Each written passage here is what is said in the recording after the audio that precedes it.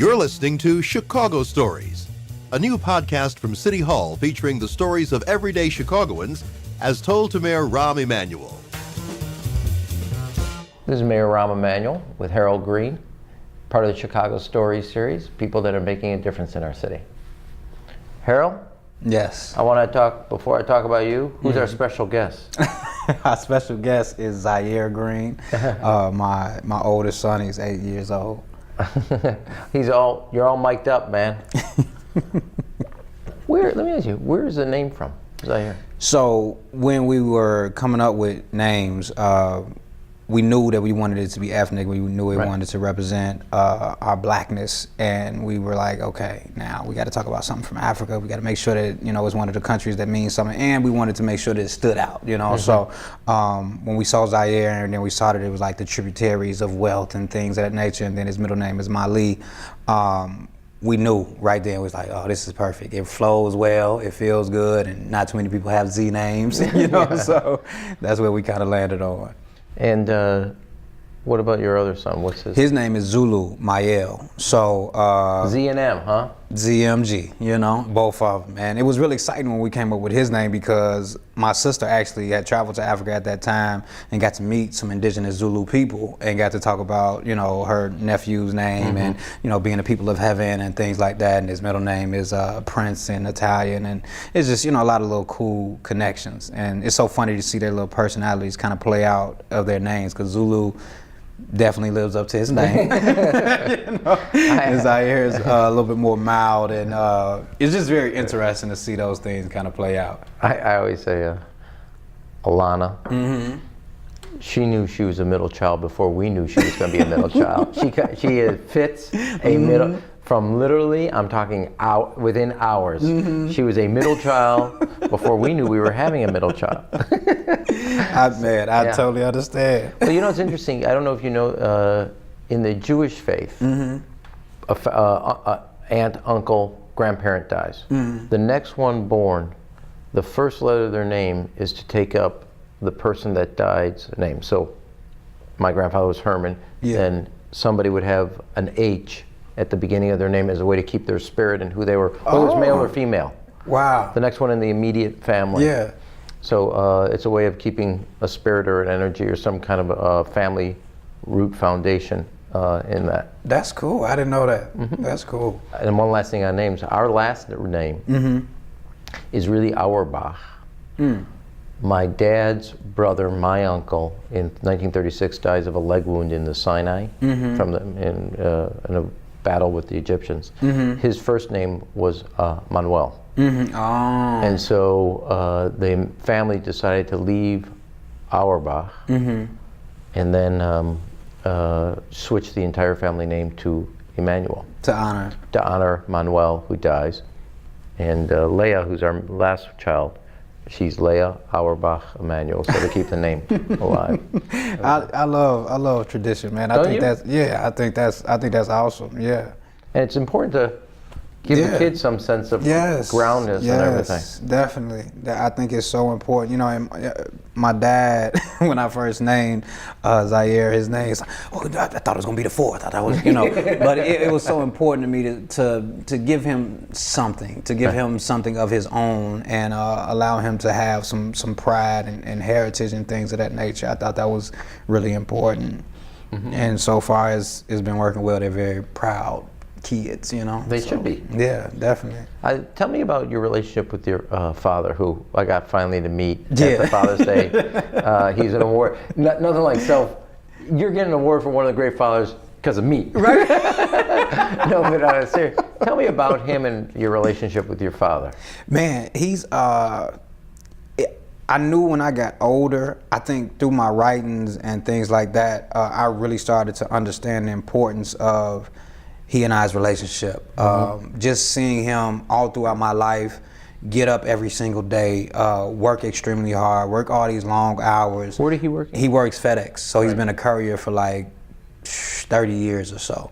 I mean, and he was an athlete, you know, in high school and stuff like that, and he had messed up his knee. So for a long time before he got his surgery, he was just working on bone, and just all this pain and stuff that he never complained about, never said a word about. And I knew as I got older, now that I have children and now that I work and all of this other stuff, I realized that a lot of my character came from watching him, you know, and he would write poems for my sister and I when we were younger, and that obviously has now come through in me, you know. So it's just so funny to see cycles happen and things that you don't even necessarily know are innate in you coming from your parents. And I think that the type of man that he is, the type of stand-up guy that he is, and the type of work ethic that he has, it really molded me and shaped me for who I am now. Do you think, well, obviously you have a great work ethic, you can't do that, and you write poetry.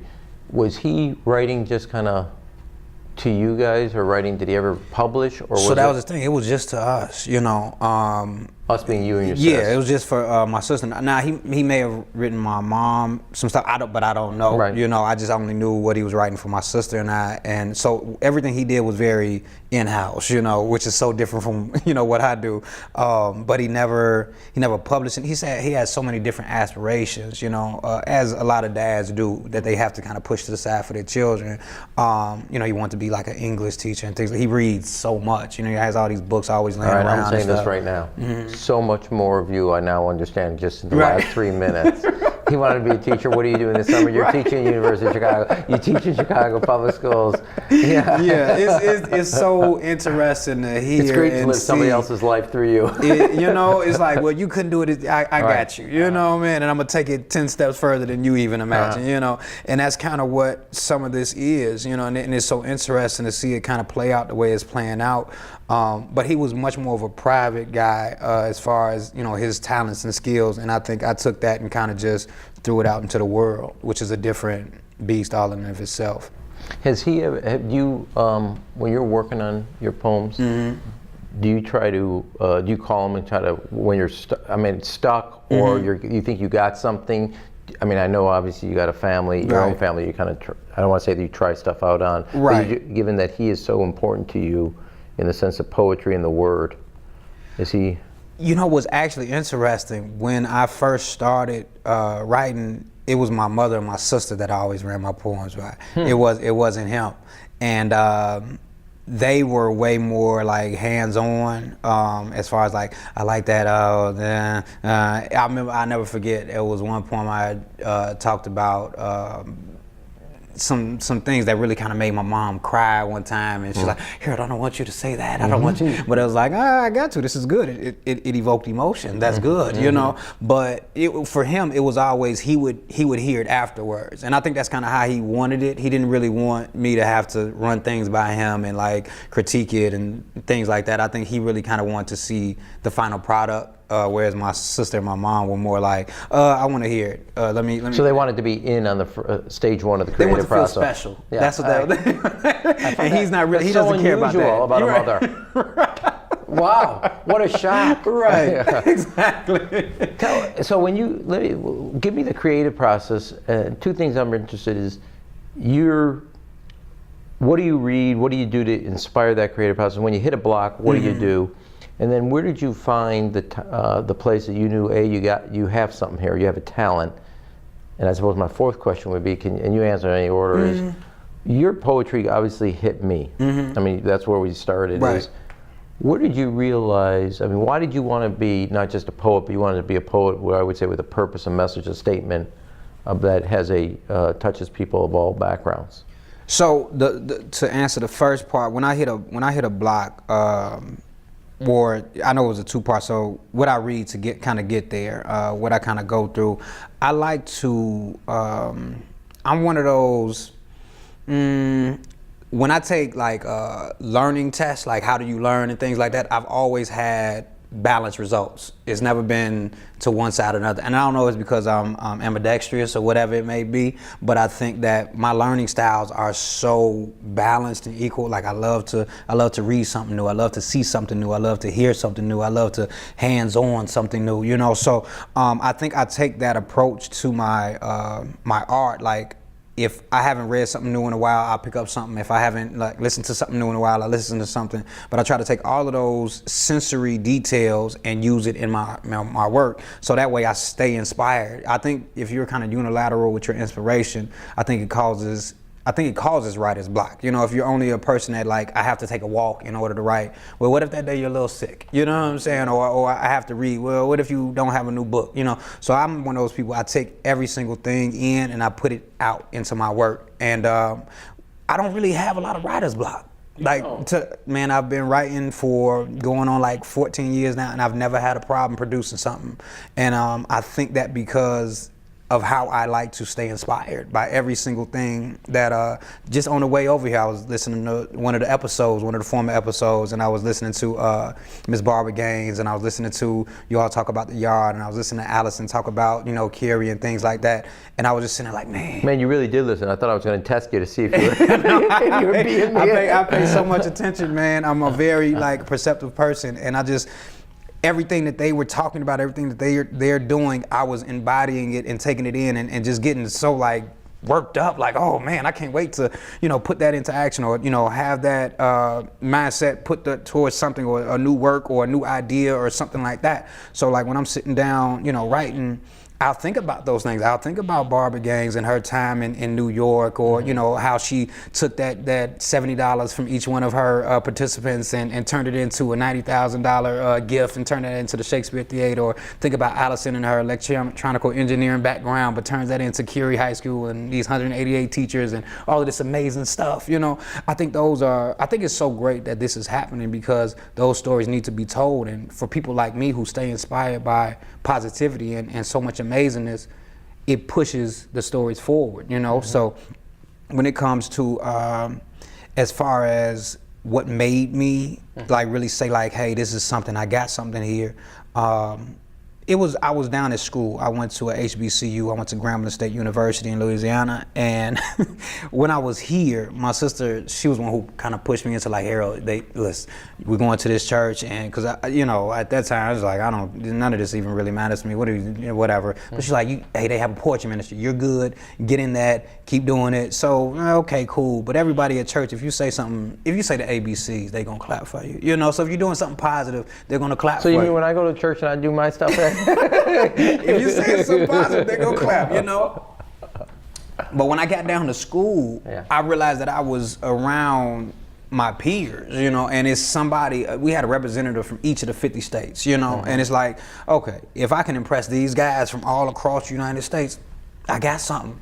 And lo and behold, I was impressing them. You know what I'm saying? It was just like, oh, this is something. Like, I mean, it got to the point where they were giving me the auditorium, you know, once, to work my shows, you know, and it was like, you know, just how I have this collective here, this Flowers for the Living collective here. I had something called the Black Hand Side there, and we were, you know, dancers, writers, musicians, you know, just a conglomerate, just like I have here, and it was such a me type of show. I mean, I'm infiltrating my plays, poetry, singing, acting, all of these things, and we're filling up this auditorium, 2,000 seats, you know, during like the busiest times of the calendar. We're talking about like the spring fling week, and we're talking about the homecoming week. These are big weeks, and they would give me a day and give me the auditorium. That's and like, cool. Harold, do it, you know? Yeah. And we're packing this thing. So that was people don't know this, I mean, I've seen it now, I think 3 times your show. Mm-hmm. And my favorite anecdote, I've told you this,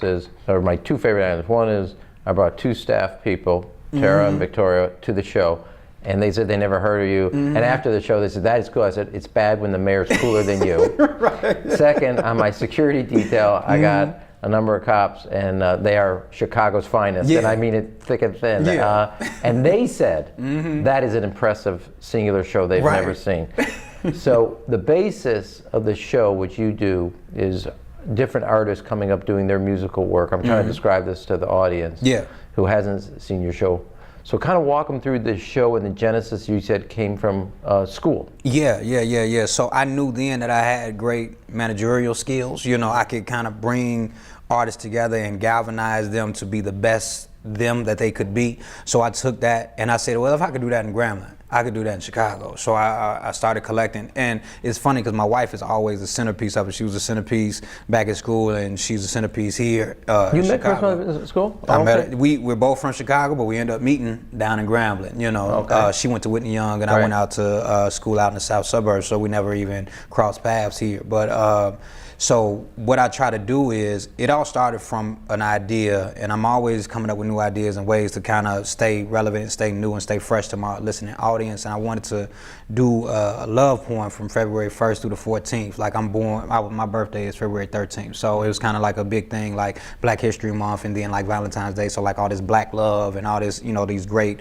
representations. So that was a YouTube thing, and that kind of swung into my wife and I started doing it with music, like, cause she sings, and we would have, you know, live instrumentation. And then she got pregnant, so we had to turn it into like me calling on our super friends to kind of come in, all the live instruments. Exactly. And she was okay with it, so I was great with it. So we took that and we turned it into a live show. And then the live show looks like we have, you know, a roster of like a 9-piece band, and then we had like a roster of like Chicago's like top like 15 singers or so, and they come in, they sing covers, and I come in and I infiltrate that with my original poetry. And it's nothing like you've never seen anything like it. You have never seen your show. Yeah. And here's the thing: you've never seen it, and you're not going to see it again. Nope. It's either with you or not. And when did people, like the last time you announced? So I saw the show about 2 months ago. Yeah. You now have people from England, you said? Yeah, man. Texas, from around the world are starting to come to Chicago to watch the show. It's so interesting. So you're part of our tourist marketing strategy. You should get a commission, man. So you have now people coming from around the country and around the world to see the show. Yeah, and it's so, because, you know, it's one thing when you start to see the analytics kind of pick up on the internet. Like, okay, we got people watching over in Africa, we got people watching in the UK, we got people watching over in Asia. That's cool. But when you start seeing that in real life, that's a whole nother level of like fandom, you know, that says, okay, I appreciate what you do so much, and I'm going to buy a ticket and physically be in your presence. And that's a whole different thing. I mean, we have people coming from LA, Texas, the East Coast, the South, and they will let me, some people don't even let me know. Like, some people will hit me after, so like, hey man, I didn't want to say anything, but I came in from Atlanta, and what you're doing is just so great. And then like the young lady from London, she came in and she's like, yeah, we have to get you to the UK, and we have to da-da-da-da-da-da. It's like, no, you came here. That's like, wow. You know what I mean? So that lets me know, just like when you're talking about, you know, points that let you know what you're doing is important, that from college now to my adult life and my profession, that was another like turning point where like, okay, Harold, you can't stop, because you have people that are really like depending on this art that you're producing. That's a very big thing, like a very big thing. So let me ask you, why do you think the spoken word is here in Chicago? It's home. I mean, I can understand read about it, but the history of the blues, why Chicago and up the Mississippi, et cetera, that. But why Chicago and the spoken word and poetry? We have some roots, but I would say our roots are really stronger in literature than they are in poetry. Right. Maybe I'm about to show my naivete, and you're going to smack me down with like, what about this, what about this, what about this? But why do you think Chicago is the epicenter of this art form, and and it makes sense then, therefore, our strength in rap music as a sector. So why do you think that, though? You know, and this is coming from a non-researed point of view. This is just coming from... Hey man, it's only us on the show. Who's going to disagree? Zaire. Where's the fact checkers? Yeah, you right. know? Are you it? Are you going to... Buzzer? Right. Are you going to be the fact checker? Are you going to want to tell me I'm wrong? You got no. Man, look at that smile. It's ready. So what do you think? I mean, it's an educated guess. Coming from being in the thick of it, right? I think that, and I would have to agree with something that Barbara Gaines was saying on the past episode. I think that Chicago has so much talent in so many different sectors of arts that you're always competing. You're always trying to find a spot, a niche. And I think that when it comes to something as vocal as the spoken word, you have to have your own voice, right? You can see slams and different things like that, but it's so robotic. You have so many different people that sound the exact same because they're following a formula. But I think when you have people who break through in something called specifically the spoken word, I think that is because so many people are talking in Chicago. So many people have things to say. So many people want to be heard. I know. I'm very aware.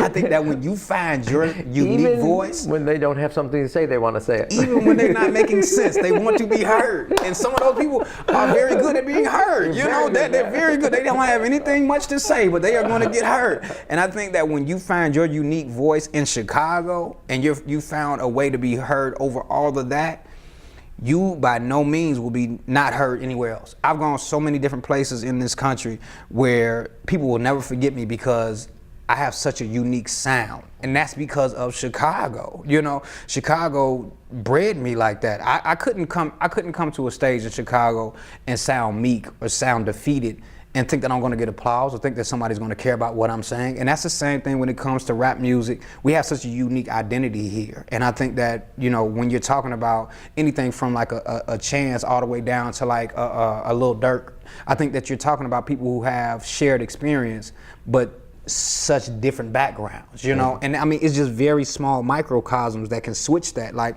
you may have grown up in Cottage, but he may have grown up in Inglewood, and just those few block radiuses can change a whole perspective on life. And I think that that's the unique thing about Chicago. You can have such a different and unique perspective, but you gotta find your voice. No, it is, it's funny because I always tell people, if you can succeed in politics in this city, trust me, you're gonna run circles around anybody else. Okay, because it's this city, as you say, like, you know, if you can get your voice heard here, man, it's gonna carry. It's so loud, man, so loud. I mean, you go so many places and they just like, I've never seen anything like that. I've just never seen anything or heard anything like that, and it's just. And I mean, and these are places like, you know, New York, Miami, these places with very strong, you know, spoken word scenes and things like that. But like Chicago stands out. It does, and it's you know, the slam and everything. It's very interesting that this city, in this form, that art, not that it's not strong in poetry or background, but it's this particular at this moment in time. And you did listen to the Barbara Gaines piece. So I'll ask you. You know, because you're doing, I asked Barbara this question, which was, why do you think now in art you have a theater working with an opera house or an opera house working with a dance company, etc.? You are merging different art forms. Yes. And you can't, I hope people go up and look and pull down your show and watch it on YouTube or whatever, because I don't think we've fully described it. That, I mean, there's a bunch of singers, artists who get up and then somewhere through the song, you will then get up and do a poem. Right. Step back and then they will finish their song. And it's like this. and the band is still playing. Yeah. It's like one of the things I'm never going to see it again. I'm never going to experience it again. And it never skips a beat. And it's never the same. And it's never, that was the other thing, it's never the same. It's never the same. And I think that... You can't say I've seen Harold Green because the next show is not the same. Exactly. And you know, as far as going back to the Gaines piece, I think that for me, I know how important collaboration is. Because if you don't, we wouldn't be having this conversation. You see what I'm saying? If I stay unilateral, if I only spoke to people from Inglewood, if I only spoke to people from the South Side, if I only spoke to African Americans, if I only spoke to males, what's the point? You know, what is the point? How much change, how much progress is that creating? If I'm never creating space for women, if I'm never creating space for the mayor to come in and have conversations with people that he may have never ever met before, or to have them see him in another light, if I'm never bringing in singers to mix in with those who may be playing classical, what is the point of what I'm trying to do? If I'm saying that I'm trying to be progressive, if I'm trying to create a product, if I'm trying to create change, I think that's a lofty term, because I don't think I ever got to your question 5 about when did I realize that what I'm doing is of purpose and my mission. I think that some people can be an artist and all they really want is fame, notoriety, and wealth. But I think when you realize that you have a purpose, I think that's a totally different ball game, you know. And I think I realized that one time when I was in college, a young lady sent me a thank you letter with a picture of her and her child, and she told me how my work stopped her from committing suicide, and thus she's in a position now to have the greatest gift she's ever had, her child. Your work stopped me from killing myself. You know, how big of a statement is that? You know, that's different from I was in my car and I had a bad day and I was singing your song and I was smiling. Your work kept me living. Like that's a lofty, very heavy sentiment to hold, you know, and I think I take that and I use that as energy, because I know it's people that come to these shows and they leave there, like we were talking about before, totally. You know, a good uncomfortable. You know, we were talking about that before, about how you have to leave feeling like you have to do something, you know? So I would say on the Father's Day part, you know, the kids say, okay, we're gonna do this, Dad, we know we're your pods. To the child, they said after the thing. That was cool. Okay, I went from eye roll to, you're not that bad, Dad. I walked in with the hairy eyeball and the eye roll. Kind of what Zaire's doing to you right now. And then I walked out with, that's good, Dad. Dad's okay. Dad, we're gonna let Dad live another 24 hours. Dad's okay, man. He's got cool friends. He may not be the horn, you know, may not be the weirdo we thought he was. So you're laughing, man. No, I'm laughing. I am coming back when you're in high school. I'm gonna torment this man. I'm so happy you're here. Because they grow up, man. So let me ask you, were you ever scared of being a father? You know what? I was never scared of being a father. You weren't. That part I was okay with. I knew because of the dad that I had, the granddad that I had, and the examples that I had. I was like, oh, I know. And I know before that I was coaching and all that. I was really good at being a mentor, and responsibility wasn't a problem. It was what scared me was the relationship part. I was like, okay, Harold, okay, now you have to make sure, with my wife. Like that was the part that scared me. I was like, you have to make sure she's happy. You have to make sure, like, please, Harold, just make sure you do right by her. Like, you know, that was the part that I was like, okay, now set your mind, get your gears right. You know, that was the part I was scared of. It wasn't the father. So that's interesting. Well, for me, I was scared. I did not think I could match my dad. Right. That to me was, and like, I'm not saying, I think we have been good, me and Amy, have done a good job, but I will tell you, I know, I'm not gonna say, I was scared that I couldn't do what my parents did. That frightened me. You're teaching them, you know, so they're taking in everything that you're giving them. The scariest part is, ooh, if I mess up, they might not live tomorrow. You know, that's the scariest, like, oh, you got to do everything like, oh, you know, by the time you had your second one, you're kind of just rolling them down the stairs and stuff like that. You know, it's a totally different thing. But, you know. It's like we got three. The pacifier, the first one, you boil the water when it falls. The second one, you lick it up and give it back. The third one, just pick it up yourself and put it back in the mouth. There is nothing. No. By the third one, it is definitely Darwin's survival of the fittest. Okay? It's exactly that. So Zach's 20, Alana's 18, and Leia's 17.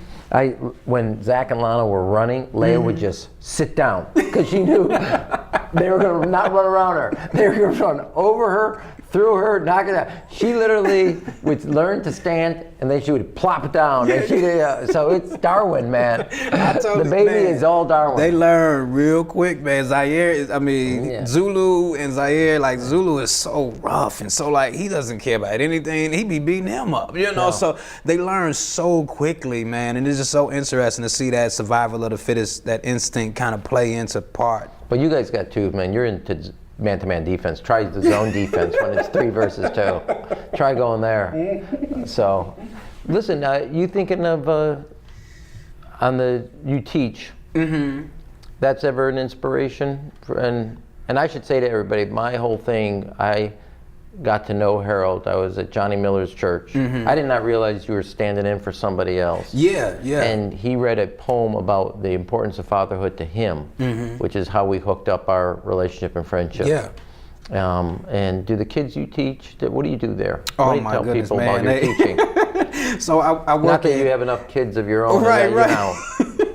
I work at Robert A. Black Magnet School, and that's on the south side. It's at 91st and Euclid. We had 2 buildings, 71st and Coles, and then 91st and Euclid. And the interesting part is I actually graduated from Robert A. Black from the middle school.